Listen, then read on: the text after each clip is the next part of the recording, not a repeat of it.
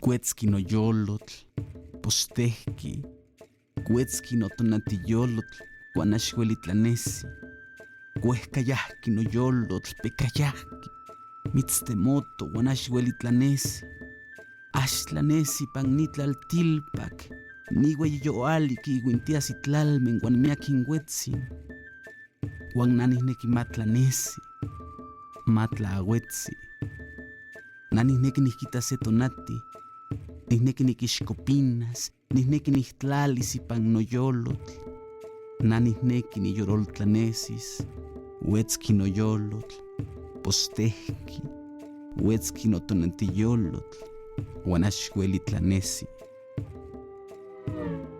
La arqueoastronomía es conocida como la disciplina que estudia las creencias y los conocimientos del cielo en las antiguas civilizaciones, basándose en los restos que se encuentran en las zonas arqueológicas de cada región. Las civilizaciones prehispánicas observaban el sol con sus propios ojos, sin telescopios. Y aún así, sus contribuciones a la astronomía actual son palpables. Si bien es cierto que el desarrollo de la astronomía moderna occidental se origina principalmente en Mesopotamia y la antigua Grecia, de nuestros antepasados heredamos la motivación y el interés apasionado por investigar las causas y descubrir los secretos que se encuentran ocultos a la simple vista. Del mismo modo, a partir de su estudio, podemos adentrarnos en la filosofía y la evolución sociológica de aquella civilización. Cuando hablamos en el México prehispánico de los observatorios, es importante que consideremos que la astronomía en la historia de la humanidad podemos dividirla en dos grandes periodos. Es el año de 1609 el que marca la diferencia, porque después de 1609 la astronomía será esencialmente óptica, tendremos los telescopios. Antes de 1609 no tenemos entonces los telescopios y por lo tanto la astronomía se desarrolla únicamente con la capacidad visual de los seres humanos. La arqueoastronomía es una disciplina relativamente nueva, surgida a partir del enigma que presentan algunos sitios arqueológicos en relación con sus estudios astronómicos.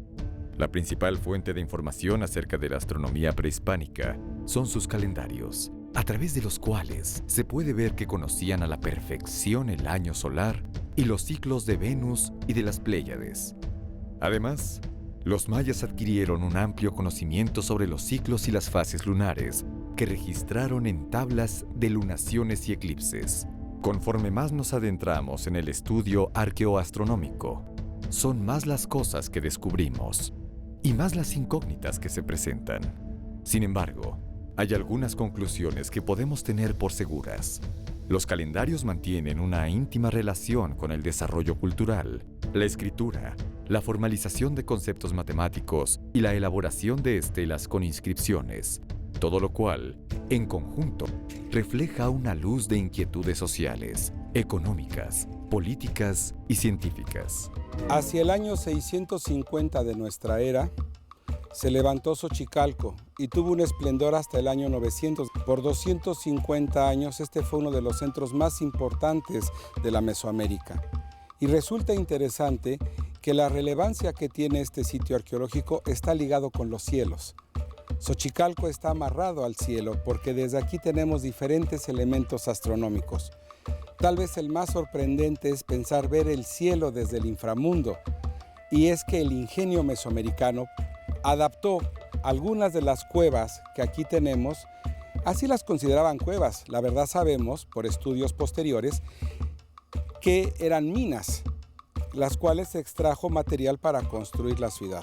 Antonio Alzate desde el siglo XVIII ya nos habla y empieza a haber estudios sobre estas. Van a pasar muchos años y muchos investigadores tratando de explicar por qué fue toda esta elaboración de las cuevas. Lo más relevante es que desde esta se pudo observar el cielo y resulta entonces sorprendente pensar cómo desde el inframundo, desde una cueva, puede ser conmensurable el cielo.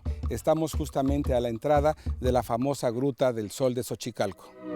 Además de los calendarios, hay otro aspecto que merece especial atención: los observatorios. En ciudades como Xochicalco, Monte Albán y Teotihuacán, se encuentran cámaras con una perforación en sus partes superiores, a través de la cual pasaba el sol. En el caso de Xochicalco, la observación del cielo llegó al punto en que los días en que el astro rey se encuentra en su cenit, la cámara se ilumina por completo, y era una señal para comenzar los ciclos de siembra.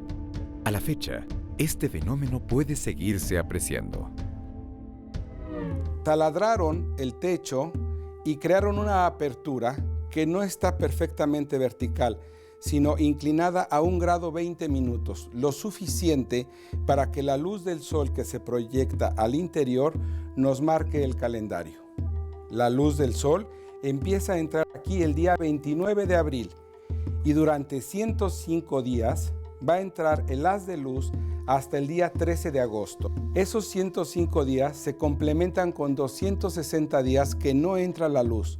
260 más 105 tenemos entonces el calendario solar.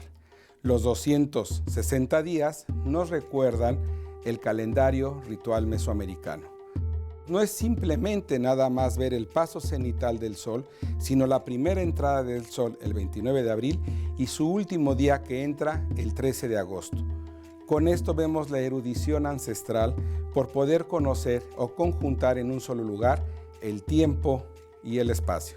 A finales del siglo pasado, el doctor Morante encontró que el paso cenital, que es justamente cuando el sol está exactamente encima de nosotros, un fenómeno natural que solamente existe entre el trópico de Cáncer y el trópico de Capricornio.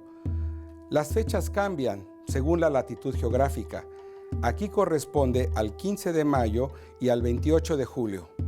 El hecho más importante es entonces que no solamente marca el paso cenital del sol, sino también el de la luna. Y a otros arqueólogos se han venido interviniendo posteriormente y aseguran que también se medía desde aquí las paradas de la luna durante la luna llena.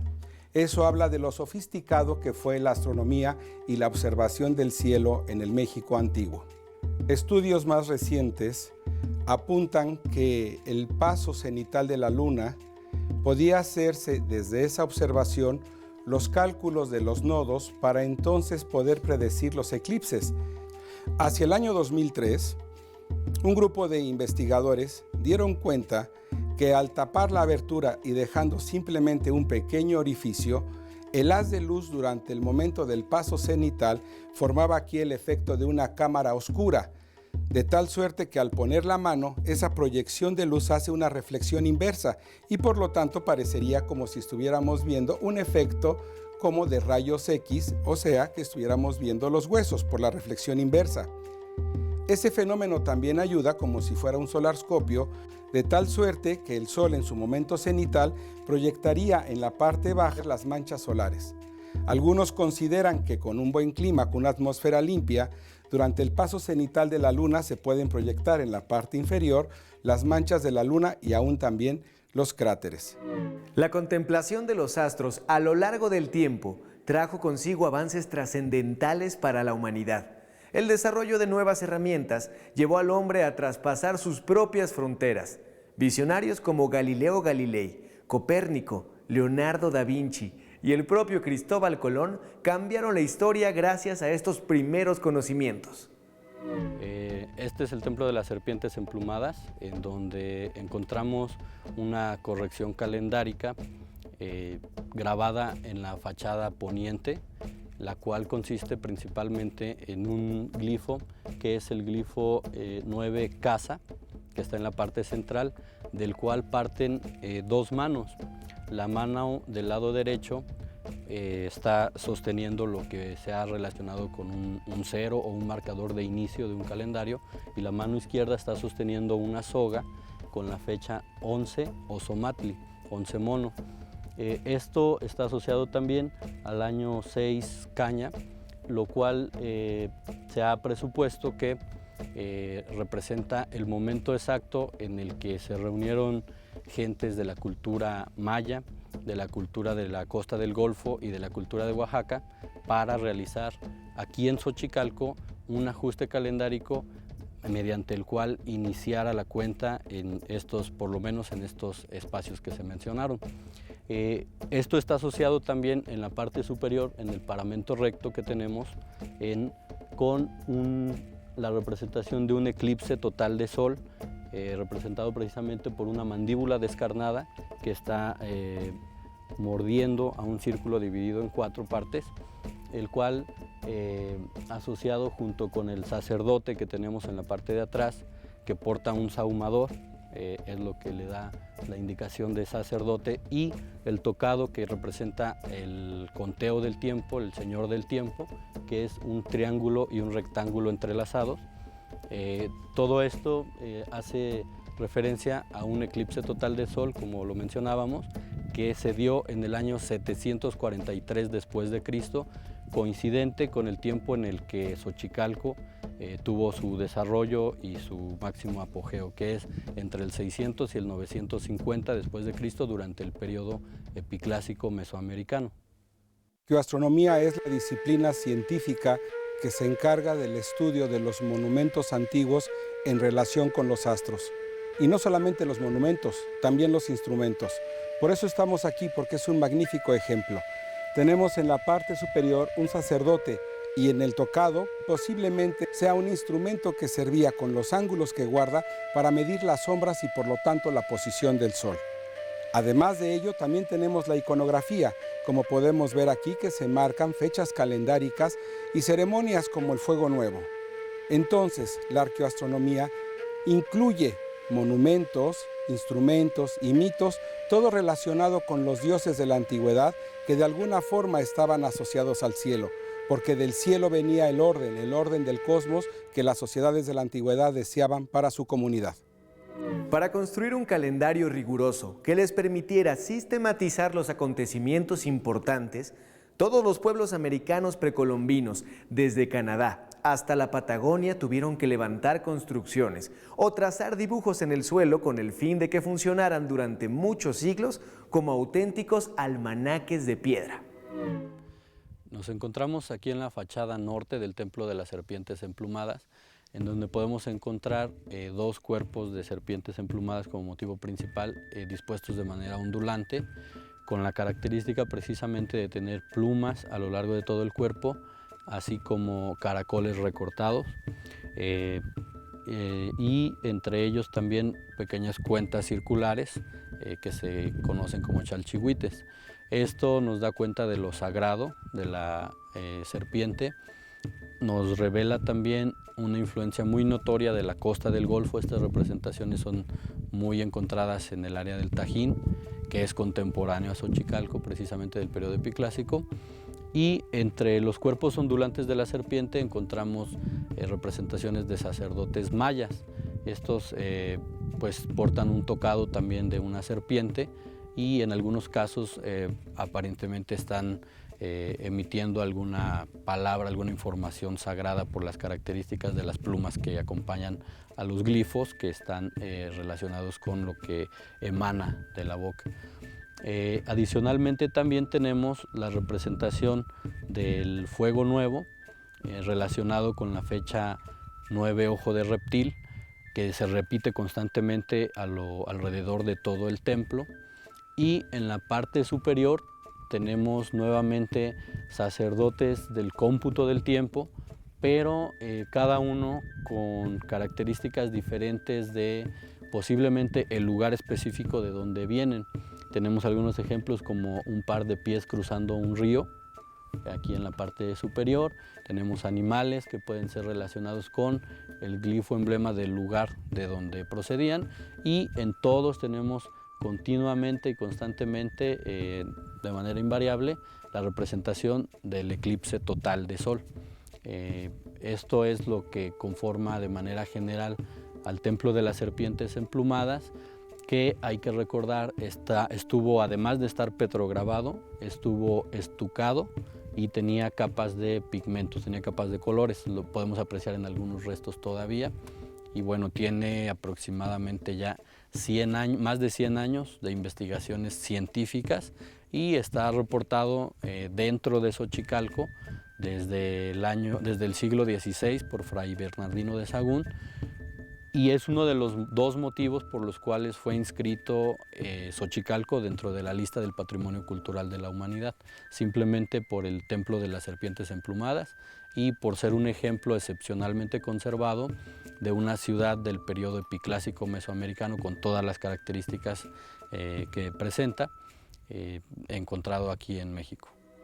Nos encontramos en la Plaza de la Estela de los Dos Glifos en Xochicalco, un lugar muy significativo porque el eje de simetría de esta plaza está a los extremos que alcanza el sol durante el amanecer y el ocaso.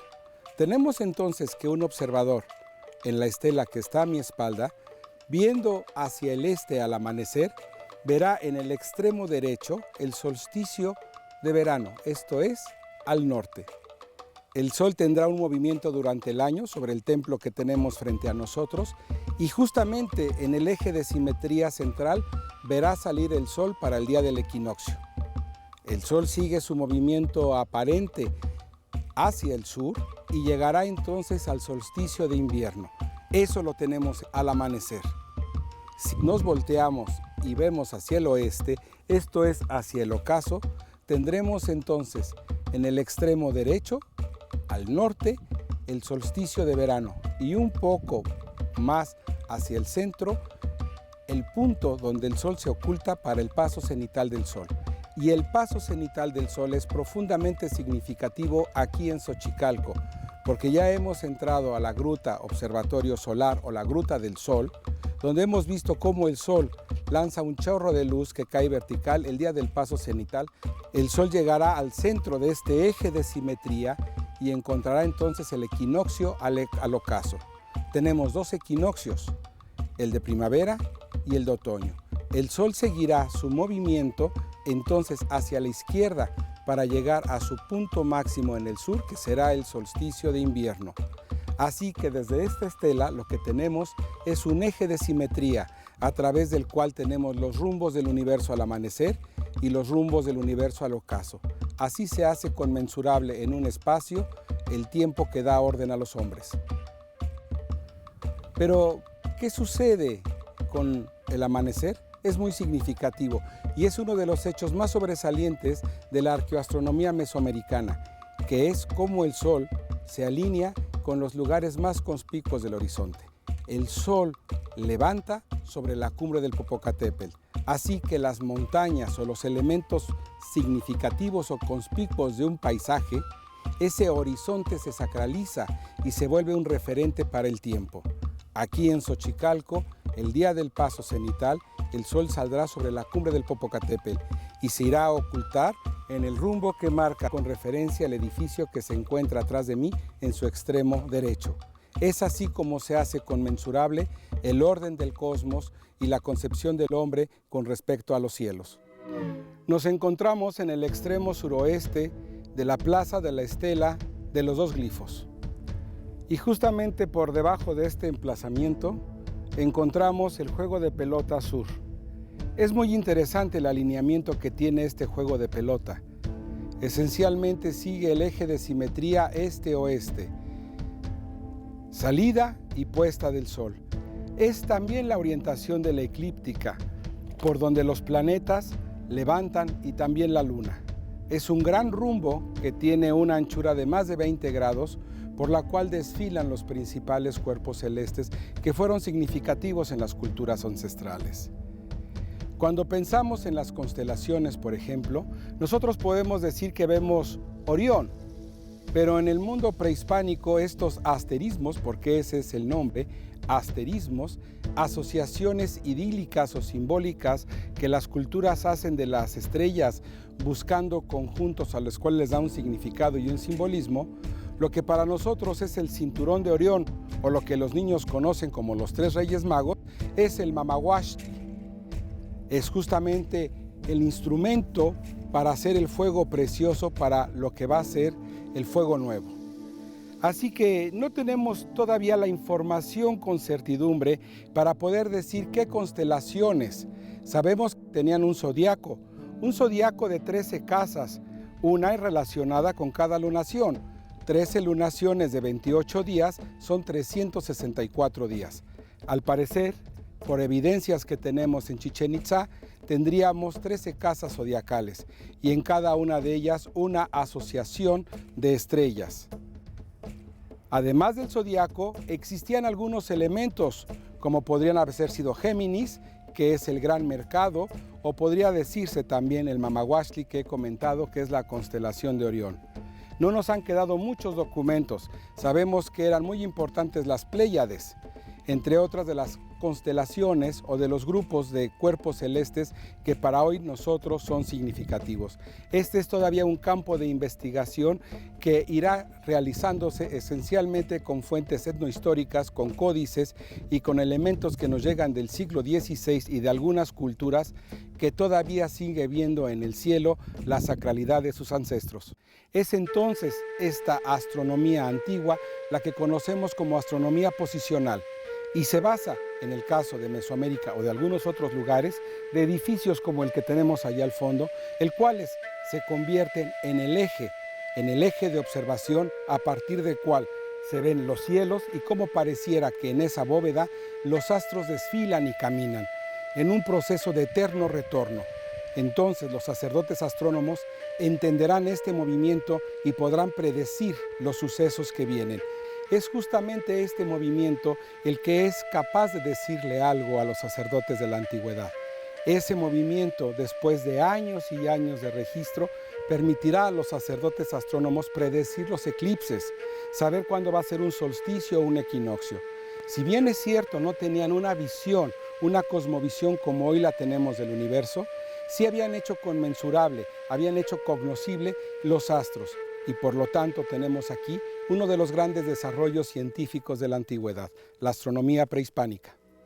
Desentrañar estos misterios es la labor que realizan los arqueoastrónomos, pioneros de una nueva ciencia que nos está mostrando la visión cósmica de las civilizaciones perdidas en los vaivenes de la historia.